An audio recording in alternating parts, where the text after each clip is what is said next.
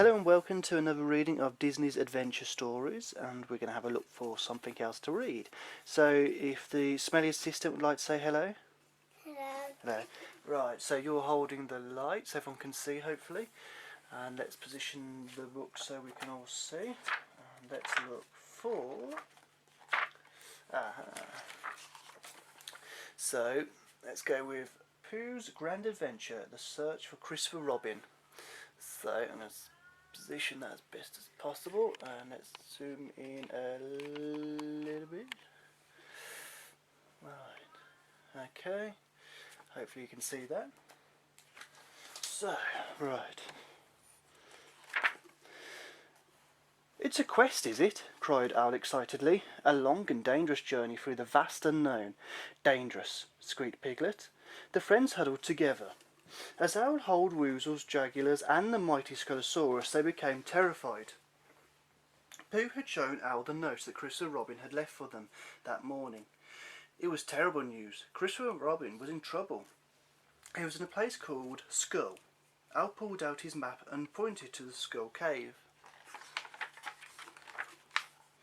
They had to rescue him. Pooh, Piglet, Eeyore, Rabbit, and Tigger formed the search party. The friends walked across the bridge and entered the vast unknown.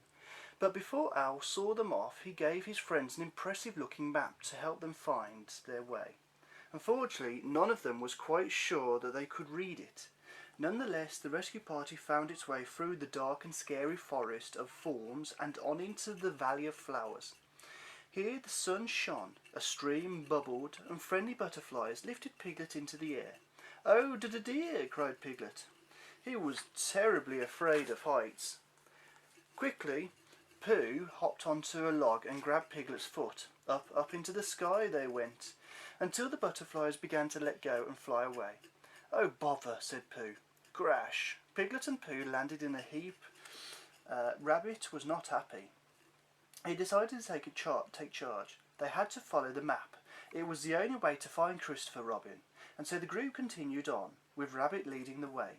They were doing fine until the map ripped on a branch. Half of it floated away on a breeze.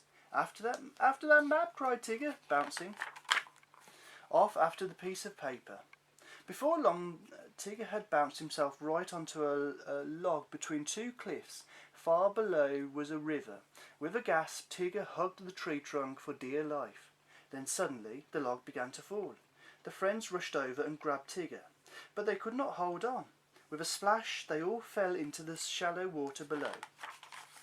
Shaking the mud from their ears, they continued on. It became very foggy. Rabbit hung his head. They were lost, feeling tired and defeated. The friends settled down to sleep. Only Pooh stayed awake. Without Christopher Robin, he felt empty. He didn't know how to be happy without his best friend.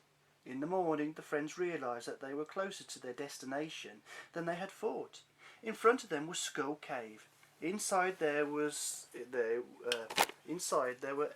echoey noises, dark shadows, and mysterious crystals that made things look strange. There were also many paths, and before long Pooh got separated from the others. Rumble, grumble, roar came a terrifying sound. Piglet looked at his friends sadly. They all thought that the Scolosaurus had gotten Pooh. Roar went the monster again. Over time, the growls grew more fierce. Suddenly, a scary shadow loomed over them. Then out stepped Christopher Robin, cried the friends. The boy smiled at the group. He had been searching for them everywhere. "We're so very glad to see you," cried Piglet. Daddy, Yes? if you read those words and I'll turn the pages. Okay, yeah, you can do that. Friends all started to tell Christopher Robin of their adventure. Then Christopher Robin explained the truth. He had not been missing at all. He had been at school, not Skull.